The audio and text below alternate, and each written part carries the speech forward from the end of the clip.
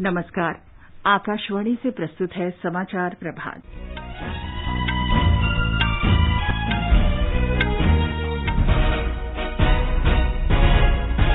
प्रधानमंत्री नरेंद्र मोदी ने देश में कोविड स्थिति की समीक्षा की। कहा, भारत पिछले वर्ष की तरह इस बार भी कोरोना महामारी को हरा सकता है।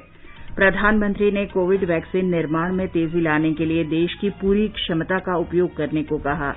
केंद्र के हस्तक्षेप के बाद दवा कंपनियों ने रेमडेसिविर इंजेक्शन की कीमतें कम की। रक्षा अनुसंधान और विकास संगठन का दिल्ली कैंट स्थित कोविड अस्पताल आज फिर काम शुरू करेगा। रेलगाड़ियों और रेलवे स्टेशनों पर मास्क न पहनने पर 500 रुपये का जुर्माना लगेगा। देश भर में अब तक 12 करोड़ 25 लाख से अधिक कोविड टीके लगाए गए। पश्चिम बंगाल विधानसभा चुनाव के 5वें चरण में 78.36% मतदान। राष्ट्रीय जलवायु संवेदनशीलता आकलन में देश के 8 पूर्वी राज्य जलवायु परिवर्तन की दृष्टि से संवेदनशील। ताशकंद में एशियाई भारोत्तोलन प्रतियोगिता में भारत की मीराबाई चानू ने क्लीन एंड जर्क में विश्व रिकॉर्ड बनाया और आईपीएल क्रिकेट में मुंबई इंडियंस ने सनराइजर्स हैदराबाद को 13 रन से हराया। समाचार प्रभात में रवि कपूर के साथ मैं चंद्रिका जोशी। कोविड मरीजों की संख्या फिर से बढ़ रही है। श्रोताओं से अपील है कि कोई भी कोताही न बरतें, सुरक्षा के सभी उपायों का पालन करें और 45 वर्ष से अधिक आयु के सभी लोग निसंकोच टीका लगवाएं। सुरक्षित रहें और 3 आसान उपायों का पालन करें। मास्क पहनें, 2 गज दूरी है जरूरी, सुरक्षित दूरी बनाए रखें, हाथ और मुंह साफ रखें। और अब समाचार। प्रधानमंत्री नरेंद्र मोदी ने कहा है कि भारत ने एकजुट होकर पिछले वर्ष कोरोना को हराया है और हम इसे फिर हरा सकते हैं। कल शाम कोविड-19 महामारी से निपटने की तैयारियों की समीक्षा बैठक की अध्यक्षता करते हुए श्री मोदी ने कहा कि प्रयासों में तेज गति और बेहतर समन्वय की जरूरत है। बैठक में औषधि, ऑक्सीजन, वेंटिलेटर और वैक्सीनेशन के विभिन्न पक्षों पर विचार विमर्श किया गया। एक रिपोर्ट। प्रधानमंत्री नरेंद्र मोदी ने कहा कि परीक्षण, निगरानी और उपचार का कोई विकल्प नहीं है। जल्दी परीक्षण होने और समुचित निगरानी से मौतों की संख्या कम की जा सकती है। उन्होंने कहा कि स्थानीय प्रशासन को लोगों की चिंताओं के प्रति अधिक सक्रिय और संवेदनशील होने की जरूरत है। श्री मोदी ने राज्यों के साथ निकट समन्वय पर जोर दिया। उन्होंने कहा कि कोविड रोगियों के लिए अस्पतालों में बिस्तरों की उपलब्धता बढ़ाने के सभी आवश्यक उपाय किए जाने की जरूरत है। उन्होंने अस्थायी अस्पतालों और पृथकवास केंद्रों के जरिए अतिरिक्त बिस्तरों की व्यवस्था करने का निर्देश दिया। प्रधानमंत्री ने कहा कि दवाओं की बढ़ती मांग पूरी करने के लिए देश के औषधि उद्योग की पूरी क्षमता के उपयोग की जरूरत है। उन्होंने रेमडेसिविर और अन्य औषधियों की आपूर्ति स्थिति की समीक्षा की। श्री मोदी ने औषधि की उत्पादन क्षमता बढ़ाए जाने का जायजा लिया और निर्देश दिया कि राज्यों को समय से दवाओं की आपूर्ति के मुद्दे तुरंत निपटाए जाने चाहिए। चिकित्सा ऑक्सीजन की आपूर्ति के मुद्दे पर श्री मोदी ने निर्देश दिया कि स्वीकृत ऑक्सीजन संयंत्र लगाने की प्रक्रिया तेज की जाए। पीएम केयर्स कोष से 32 राज्यों और केंद्र शासित प्रदेशों में 162 पीएसए ऑक्सीजन संयंत्र लगाए जा रहे हैं। श्री मोदी ने वेंटिलेटर की उपलब्धता और आपूर्ति स्थिति की भी समीक्षा की। उन्होंने कहा कि वास्तविक समय निगरानी प्रणाली शुरू की गई है और संबद्ध राज्य सरकारों को इसके उपयोग के लिए जागरूक किया जाना चाहिए। टीकाकरण के मुद्दे पर प्रधानमंत्री ने सभी अधिकारियों को निर्देश दिया कि सार्वजनिक और निजी क्षेत्र की पूरी क्षमता का उपयोग वैक्सीन निर्माण तेज करने में किया जाए। समाचार कक्ष से नईम अख्तर। कोरोना इलाज के लिए रेमडेसिविर इंजेक्शन की कीमत सरकार के हस्तक्षेप के बाद कम कर दी गई है। राष्ट्रीय औषधि मूल्य निर्धारण प्राधिकरण ने बताया है कि दवा कंपनियों ने कम कीमत पर रेमडेसिविर की उपलब्धता के लिए इसकी कीमत में स्वेच्छा से कमी करने की घोषणा की है। इससे कैडिला हेल्थकेयर की रेमडेक की कीमत अब 2,800 रुपये से घटकर 899 रुपये रह गई है। सिंजन इंटरनेशनल के रेमविन की कीमत 3,950 रुपये के बजाय 2,450 रुपये होगी। डॉक्टर रेड्डी का रेडिक्स 5,400 रुपये के बजाय 2,700 रुपये में मिलेगा। सिप्ला कंपनी के सिपर्मी की कीमत 4,000 रुपये से घटकर 3,000 रुपये रह जाएगी। माइलिन फार्मास्यूटिकल्स के डेसरेम की कीमत 4,800 से घटकर 3,400 रुपये होगी। जुबिलेंट जेनेरिक की जुबियार अब 4,700 रुपये के बजाय 3,400 रुपये में मिलेगी। हेट्रो हेल्थकेयर्स की कोविफोर इंजेक्शन की कीमत 5,400 रुपये से घटकर 3,490 रुपये होगी। रक्षा अनुसंधान एवं विकास संगठन द्वारा दिल्ली कैंट में स्थापित सरदार वल्लभ भाई कोविड अस्पताल दोबारा खोल दिया जाएगा। फरवरी महीने में कोविड के मामले में कमी आई थी, जिसके कारण से इसे बंद कर दिया गया था। 1,000 बेड की क्षमता वाले इस अस्पताल में पिछले वर्ष नवंबर में 250 आईसीयू बेड और जोड़े गए थे, ताकि मरीजों को इलाज मुहैया कराया जा सके। अतिरिक्त आईसीयू बेड को मिलाकर कुल आईसीयू बेड की संख्या इसमें 500 की है। रेलवे स्टेशनों और रेलगाड़ियों में मास्क नहीं पहनने पर 500 रुपये का जुर्माना लगेगा। कोविड की रोकथाम के लिए केंद्र सरकार के निर्देशों के अनुरूप ये फैसला लिया गया है। रेल मंत्रालय ने इस बारे में रेलवे के आंचलिक महाप्रबंधकों को पत्र लिखा है। पत्र में कहा गया है कि रेलवे कोविड के फैलाव को रोकने के अनेक कदम उठा रहा है। रेल मंत्रालय ने अपने सभी आंचलिक कार्यालयों से कहा है कि कोविड के नियंत्रण संबंधी सभी निर्देशों का तत्काल प्रभाव से 6 महीने तक पालन सुनिश्चित करें। देश भर में कोविड टीकाकरण का आंकड़ा 12 करोड़ 25 लाख की संख्या को पार कर गया है। केंद्रीय स्वास्थ्य मंत्रालय ने बताया है कि इनमें 91,27,000 वे स्वास्थ्यकर्मी शामिल हैं, जिन्होंने कोविड से बचाव की पहली खुराक ली, और 57 लाख से अधिक ऐसे स्वास्थ्यकर्मी हैं जिन्हें दूसरा टीका भी लग चुका है। इसके अलावा 1 करोड़ 12 लाख से अधिक अग्रिम पंक्ति के कार्यकर्ताओं को पहली खुराक दी जा चुकी है और करीब 55 लाख कार्यकर्ताओं को दूसरी खुराक मिल गई है। मंत्रालय ने बताया है कि कोविड टीकाकरण के राष्ट्रव्यापी अभियान के 52वें दिन कल शाम 8 बजे तक 25,65,000 से अधिक कोविड के बचाव टीके लगाए गए। सरकार ने कहा है कि केवल 10 राज्यों से 79% कोविड के नए मामलों की पुष्टि हुई है। ये राज्य हैं महाराष्ट्र, उत्तर प्रदेश, दिल्ली, छत्तीसगढ़, कर्नाटक, मध्य प्रदेश, केरल, गुजरात, तमिलनाडु और राजस्थान। देश में 65% सक्रिय मामले केवल 5 राज्यों महाराष्ट्र, छत्तीसगढ़, उत्तर प्रदेश, कर्नाटक और केरल में हैं। मंत्रालय ने कहा है कि पिछले 24 घंटे के दौरान 9 राज्यों और केंद्र शासित प्रदेशों से कोरोना से एक भी मृत्यु की पुष्टि नहीं हुई है। राष्ट्रीय राजधानी दिल्ली में कल 24,375 लोगों में कोविड संक्रमण की पुष्टि हुई। किसी एक दिन में संक्रमण का ये अब तक का सबसे बड़ा आंकड़ा है। दिल्ली में संक्रमित लोगों की कुल संख्या 8,27,998 हो गई है। राजधानी में 167 लोगों की कल कोरोना से मृत्यु हुई। ये भी किसी एक दिन में मरने वालों की अब तक की सबसे बड़ी संख्या है। दिल्ली में संक्रमण दर 24.56% पर पहुंच गई है, जो अब तक की सर्वाधिक दर है। इस बीच दिल्ली सरकार ने हरिद्वार में कुंभ मेले से राष्ट्रीय राजधानी लौटने वालों के लिए 14 दिन तक घर पर पृथकवास में रहना अनिवार्य कर दिया है। 4 अप्रैल के बाद जो लोग कुंभ स्नान के लिए गए, उन सबको दिल्ली सरकार की वेबसाइट पर अपनी व्यक्तिगत और यात्रा संबंधी जानकारी देनी होगी। जो लोग कुंभ जा रहे हैं, उन्हें भी सरकार के साथ जानकारी साझा करनी होगी। जानकारी साझा नहीं करने वालों को 14 दिन के संस्थागत पृथकवास में भेजा जाएगा। जिलाधिकारियों से प्रतिदिन लोगों की निगरानी करने के लिए कहा गया है। सरकारी निर्देशों का उल्लंघन करने वालों के खिलाफ कानूनी कार्रवाई होगी। गुजरात में भी कुंभ मेले से वापस आ रहे लोगों की कोविड जांच की जाएगी और उन्हें पृथकवास में रखा जाएगा। मुख्यमंत्री विजय रूपाणी ने कहा कि सभी जिलाधिकारियों को इन निर्देशों का कड़ाई से पालन करने को कहा गया है। एक रिपोर्ट। गुजरात में कल कोविड-19 संक्रमण के 9,541 नए मामले दर्ज किए गए। सबसे अधिक 3,241 नए मामले अहमदाबाद में सामने आए, जबकि सूरत में 1,720 नए मामले दर्ज किए गए। राज्य में 3,783 मरीज ठीक होने के साथ उन्हें विभिन्न अस्पतालों से छुट्टी दी गई। कल राज्य में 97 मरीजों की मृत्यु हो गई। इसके साथ ही राज्य में कोविड-19 से जान गंवाने वाले मरीजों की कुल संख्या 5,267 तक पहुंच गई है। राज्य में इस वक्त 55,398 सक्रिय मामले हैं, जिनमें से 304 मरीज वेंटिलेटर पर है। इस बीच गुजरात में कल 1,56,663 लोगों को कोविड-19 के खिलाफ टीके लगाए गए। योगेश पंड्या, आकाशवाणी समाचार, अहमदाबाद।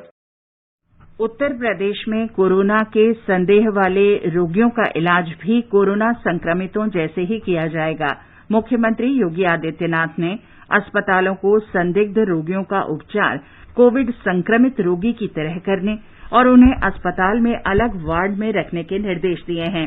संदिग्ध श्रेणी में ऐसे रोगी आएंगे जिनकी रिपोर्ट नेगेटिव है किंतु जिनका सीटी स्कैन और अन्य लक्षण कोविड संक्रमित रोगी जैसे हों। राज्य सरकार ने कोरोना रोगियों के इलाज के लिए 225 करोड़ रुपए से अधिक की राशि आवंटित की है, जिससे दवाएं, उपकरण और अन्य जरूरी वस्तुएं खरीदी जाएंगी। मध्य प्रदेश में भोपाल, इंदौर, उज्जैन, रतलाम और राजगढ़ सहित कई जिलों में लॉकडाउन 26 अप्रैल तक बढ़ा दिया गया है। राज्य में कल 11,000 से अधिक लोगों में कोरोना संक्रमण की पुष्टि हुई। हमारे भोपाल संवाददाता की रिपोर्ट। भोपाल कलेक्टर अविनाश लवानिया ने बताया कि कोरोना कर्फ्यू के दौरान सख्ती अधिक होगी और अनावश्यक रूप से घूमने वाले लोगों के खिलाफ कार्रवाई की जाएगी। वहीं पिछले 24 घंटों में भोपाल में 1,669 लोग संक्रमित हुए हैं। इंदौर में भी 1,656 नए मामले मिलने के बाद कोरोना कर्फ्यू 26 अप्रैल तक बढ़ा दिया गया है। उधर ग्वालियर में 1,029 और जबलपुर में लगभग 800 नए मामले सामने आए हैं। अब मध्य प्रदेश में सक्रिय रोगियों की संख्या बढ़कर करीब 64,000 हो गई है। इस बीच कुंभ से राज्य में लौटने वाले लोगों को क्वारंटीन किया जाएगा। मुख्य सचिव गृह डॉक्टर राजेश राजौरा ने कहा कि हरिद्वार कुंभ मेले से लौटे सभी श्रद्धालुओं को निर्देश दिए गए हैं कि वे अपने गांव या शहर में पहुंचते ही सेल्फ क्वारंटीन हो जाएं। संजीव शर्मा, आकाशवाणी समाचार, भोपाल। छत्तीसगढ़ में कोविड संक्रमण रोकने के लिए रायपुर समेत 5 जिलों में लॉकडाउन बढ़ा दिया गया है। रायपुर, दुर्ग और जसपुर जिलों में पूर्णबंदी 26 अप्रैल तक बढ़ा दी गई है। राजगढ़ और कोरबा जिलों में 27 अप्रैल तक लॉकडाउन रहेगा। इस बीच बस्तर डिवीजन में दंतेवाड़ा जिले में आज से लॉकडाउन लागू हो गया है और कल से नारायणपुर जिले में भी लॉकडाउन लग जाएगा। राज्य में कोविड संक्रमण और लॉकडाउन के बारे में ब्यौरा हमारे संवाददाता से। छत्तीसगढ़ में निजी अस्पतालों में कुल बिस्तरों में से 70% बिस्तरों में ऑक्सीजन की 24 घंटे उपलब्धता सुनिश्चित करने के निर्देश दिए गए हैं। इसके अलावा राज्य सरकार ने यह निर्णय भी लिया है कि विभिन्न जिलों में स्थापित डेडिकेटेड कोविड अस्पतालों और कोविड केयर सेंटरों में मानव संसाधन की उपलब्धता को सुनिश्चित करने के लिए सेवानिवृत्त चिकित्सकों के साथ ही निजी चिकित्सकों, नर्सों और पैरामेडिकल स्टाफ की संविदा के आधार पर भर्ती की जाएगी। इस बीच मुख्यमंत्री भूपेश बघेल ने लॉकडाउन की अवधि के दौरान लोगों की सुविधा के मद्देनजर फल, सब्जी, दूध, राशन और रसोई गैस सहित अत्यावश्यक सेवाओं की घर घर डिलीवरी सुनिश्चित करने के निर्देश दिए हैं। विकल्प शुक्ला, आकाशवाणी समाचार, रायपुर। महाराष्ट्र के मुख्यमंत्री उद्धव ठाकरे ने वीडियो कॉन्फ्रेंस के माध्यम से उद्योगपतियों से कोविड महामारी के खिलाफ लड़ाई में सहयोग की अपील की है। हमारी संवाददाता ने बताया है कि मुख्यमंत्री ने उद्योग जगत से कहा है कि राज्य में ऑक्सीजन, दवाओं, अस्पतालों में बिस्तर और परीक्षण केंद्रों की सुविधा बढ़ाने और टीकाकरण में तेजी लाने की जरूरत है। महाराष्ट्र के मुख्यमंत्री उद्धव ठाकरे ने अपील करते हुए कहा कि उद्योग जगत राज्य सरकार को समन्वय कर सहायता दे। सीएम ने कहा कि वह यह नहीं कह सकते कि कोविड की कितने लहरें आएंगी, लेकिन अब राज्य में उद्योगों को आने वाली लहर का सामना करने की आवश्यकता है, इसीलिए योजना अभी से बनाई जानी चाहिए। मुख्यमंत्री ने मुख्य सचिव को स्वास्थ्य के क्षेत्र में उनके साथ समन्वय में भविष्य में काम करने के लिए उद्योजकों की एक टास्क फोर्स बनाने का भी निर्देश दिया। उद्योग जगत के प्रतिनिधियों ने मुख्यमंत्री को यह आश्वासन दिया कि कोविड के खिलाफ की लड़ाई में वह सभी राज्य सरकार के साथ है। इसके अलावा उद्योजकों ने यह भी कहा कि वे पहल करेंगे और संगरोध बेड़ों की सुविधा बढ़ाने, परीक्षण केंद्रों की स्थापना और टीकाकरण बढ़ाने पर तुरंत कार्रवाई शुरू करेंगे। उद्योग मंत्री सुभाष देसाई और स्वास्थ्य मंत्री राजेश टोपे ने भी अपने सुझाव साझा किए। निवेदिका, आकाशवाणी समाचार, मुंबई। मुंबई पुलिस ने अपने वाहनों से यात्रा करने वालों के लिए नए दिशा निर्देश जारी किए हैं। हमारी संवाददाता ने बताया है कि महाराष्ट्र में कोरोना वायरस के फैलाव पर अंकुश लगाने और कोविड संक्रमण की श्रृंखला तोड़ने के राज्य सरकार के प्रयासों के अंतर्गत ये दिशा निर्देश जारी किए गए हैं।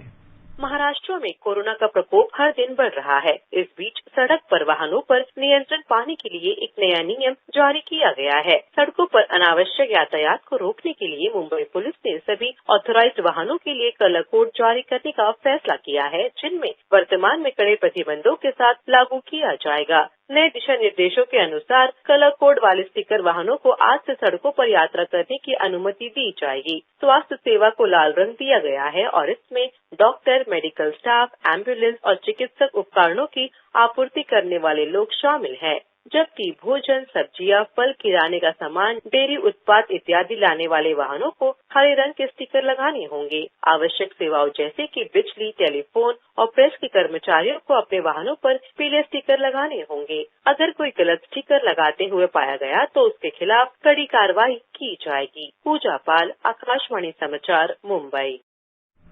बिहार में कल कोरोना के 7,870 रोगी सामने आए। ये किसी एक दिन में राज्य में कोरोना संक्रमितों की सर्वाधिक संख्या है। पिछले 24 घंटे के दौरान प्रदेश में कोरोना से 51 लोगों की मौत हुई। कोरोना के तेजी से बढ़ते मामलों को देखते हुए दानापुर, कटिहार, मुजफ्फरपुर और रांची में 25 अप्रैल से प्रस्तावित सैन्य भर्ती स्थगित कर दी गई है। मुख्यमंत्री नीतीश कुमार ने कहा है कि राज्य सरकार आज इस संबंध में फैसला लेगी कि लॉकडाउन लगाया जाए अथवा कोई और विकल्प अपनाया जाए।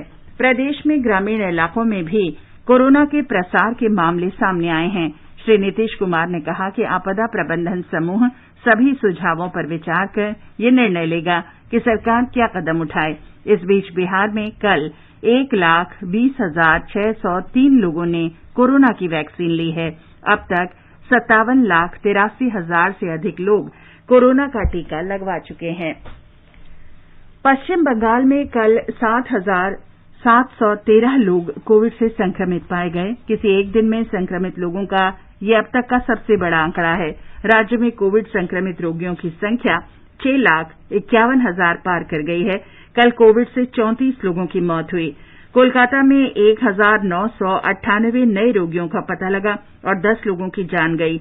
राज्य के 61 अस्पतालों को केवल कोविड रोगियों के लिए आरक्षित किया गया है, जिनमें 7,676 बिस्तर और 525 वेंटिलेटर हैं। राज्य सरकार ने कोविड के बढ़ते मामलों पर अंकुश लगाने के लिए नया परामर्श जारी किया है।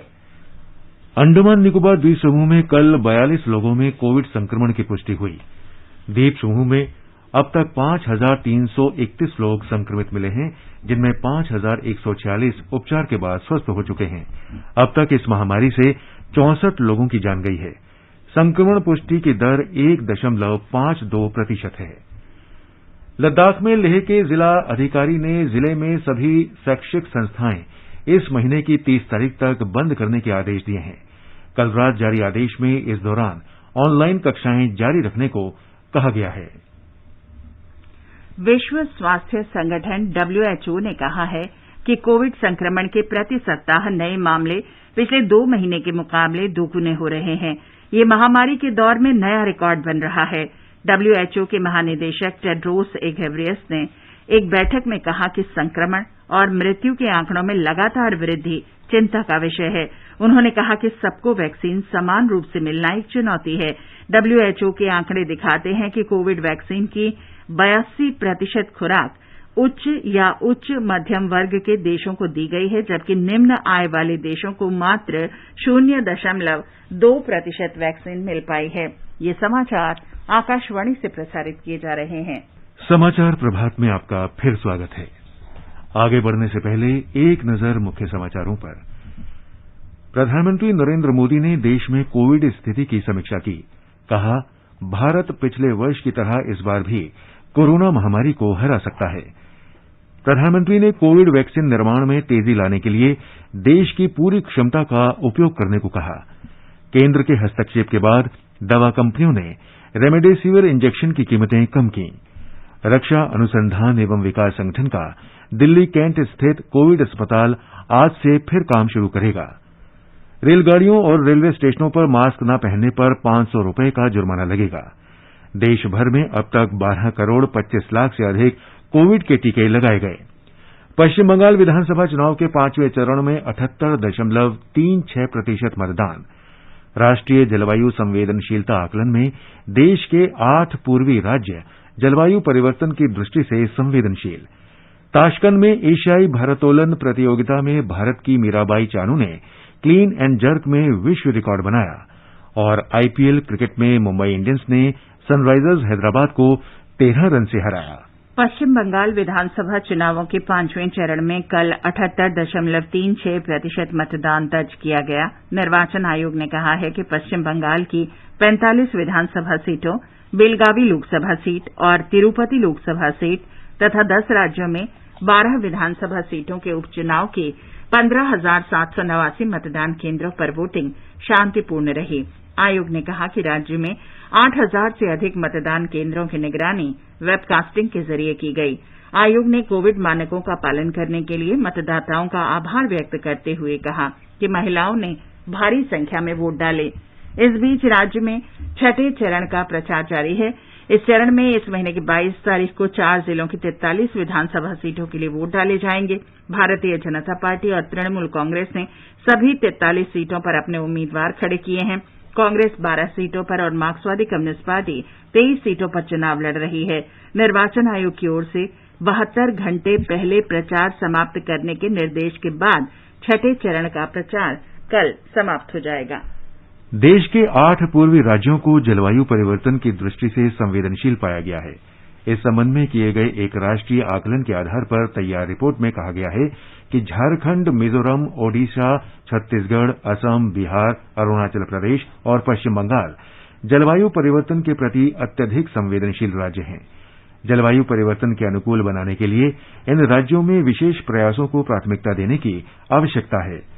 विज्ञान और प्रौद्योगिकी विभाग सचिव प्रोफेसर आशुतोष शर्मा ने कल ये रिपोर्ट जारी की। उन्होंने बताया कि इन राज्यों में संख्या और गंभीरता दोनों की दृष्टि से चरम परिस्थितियां पैदा होती रही हैं। जम्मू कश्मीर के उपराज्यपाल मनोज सिन्हा मासिक रेडियो कार्यक्रम आवाम की आवाज में आज सुबह 11 बजे अपने विचार साझा करेंगे। इसका प्रसारण जम्मू कश्मीर में आकाशवाणी के सभी केंद्रों तथा क्षेत्रीय दूरदर्शन चैनल डीडी कशीर और दूरदर्शन जम्मू से किया जाएगा। ये इस कार्यक्रम की पहली कड़ी होगी। इस प्रसारण का उद्देश्य बड़े पैमाने पर जम्मू कश्मीर के लोगों की भागीदारी सुनिश्चित कर जन भागीदारी की अवधारणा मजबूत करना है। आवाम की आवाज एक आधे घंटे का रेडियो प्रसारण है जो महीने की हर तीसरे रविवार को प्रसारित किया जाएगा। ये जम्मू कश्मीर सरकार द्वारा उठाए गए व्यापक कार्यक्रमों में कई अनुक्रमिक चरणों में से एक है। आवाम की आवाज उपराज्यपाल श्री मनोज सिन्हा जी की एक पहल है जिसका उद्देश्य उनके प्रशासन द्वारा उठाए गए प्रगतिशील कार्यों का प्रसार करना और जनता को भागीदार बनाकर उनकी प्रतिक्रियाएं प्राप्त करना है। अब इस पहल के साथ ही जम्मू कश्मीर प्रशासन आम जनता से सुझाव आमंत्रित करके उनकी सक्रिय भागीदारी को सुनिश्चित करके प्रदेश में नीति निर्माण को बढ़ावा दिया जाएगा। आकाशवाणी समाचार के लिए श्रीनगर से मैं सुनील कोल। राष्ट्रपति रामनाथ कोविंद और प्रधानमंत्री नरेंद्र मोदी ने प्रख्यात साहित्यकार डॉक्टर नरेंद्र कोहली के निधन पर दुख व्यक्त किया है। एक ट्वीट में राष्ट्रपति श्री कोविंद ने कहा कि हिंदी साहित्य जगत में डॉक्टर कोहली का विशेष योगदान रहा है। प्रधानमंत्री नरेंद्र मोदी ने शोक संदेश में कहा कि डॉक्टर कोहली को पौराणिक और ऐतिहासिक पात्रों के जीवंत चित्रण के लिए हमेशा याद किया जाएगा। एशियाई भारोत्तोलन प्रतियोगिता में कल मीराबाई चानू ने महिलाओं की 49 किलोग्राम क्लीन एंड जर्क श्रेणी में 119 किलोग्राम वजन उठाकर विश्व रिकॉर्ड बनाया। ताशकंद में हो रही इस प्रतियोगिता में 26 वर्षीय चानू ने स्नैच में 86 किलोग्राम वजन उठाया। क्लीन एंड जर्क में उन्होंने 119 किलोग्राम वजन उठाकर चीन की चियांग हुई हुआ का 118 किलोग्राम का रिकॉर्ड तोड़कर विश्व रिकॉर्ड कायम किया। इसके साथ ही चानू ने टोक्यो ओलंपिक में अपनी जगह पक्की कर ली है। आईपीएल क्रिकेट में कल रात मुंबई इंडियंस ने सनराइजर्स हैदराबाद को 13 रन से हरा दिया। चेन्नई के एमए चिदम्बरम स्टेडियम में हुए इस मैच में सनराइजर्स की टीम जीत के लिए 151 रन के लक्ष्य के जवाब में 2 गेंद शेष रहते ही 137 रन पर आउट हो गई। प्रतियोगिता में आज रॉयल चैलेंजर्स बैंगलोर का मुकाबला कोलकाता नाइट राइडर्स से और दिल्ली कैपिटल्स का पंजाब किंग्स से होगा। ये समाचार हमारी वेबसाइट newsonia.com/hindi पर भी उपलब्ध हैं। और अब आज के समाचार पत्रों में क्या विशेष है बता रहे हैं रवि। चंद्रिका, आज लगभग सभी अखबारों ने देश के विभिन्न राज्यों में कोरोना के बढ़ते ग्राफ को आंकड़ों के सहित समझाया है। अखबार लिखते हैं कि लोगों की लापरवाही बन रही है बड़ी वजह। हिंदुस्तान ने पहले पन्ने पर लिखा है, देश में 3 तरह के वायरस मचा रहे हैं तबाही। दिल्ली में हालात चिंताजनक, लिखा है राष्ट्रीय सहारा ने। दैनिक ट्रिब्यून का शीर्षक है, देश में कोरोना के डरावने आंकड़े नई ऊंचाई पर। दिल्ली में 24 घंटे में 24,000 मामले, लिखा है जनसत्ता ने। नवभारत टाइम्स के शब्द हैं, दिल्ली थमी पर कोरोना तेज। पत्र लिखता है, डॉक्टरों के अनुसार खुली हवा से ज्यादा खतरा बंद घर और ऑफिस के अंदर, क्योंकि संक्रमण एरोसोल के साथ दूर तक पहुंचता है। दवाओं के दामों में कमी भी अखबारों की सुर्खियों में है। नवभारत टाइम्स लिखता है, दाम घटे लेकिन भटक रहे हैं लोग। 2000 रुपए तक दाम घटने की खबर के साथ दैनिक जागरण, अधिकारियों के साथ बैठक में प्रधानमंत्री मोदी ने किया आह्वान, दवा उत्पादन में झोंक दें ताकत।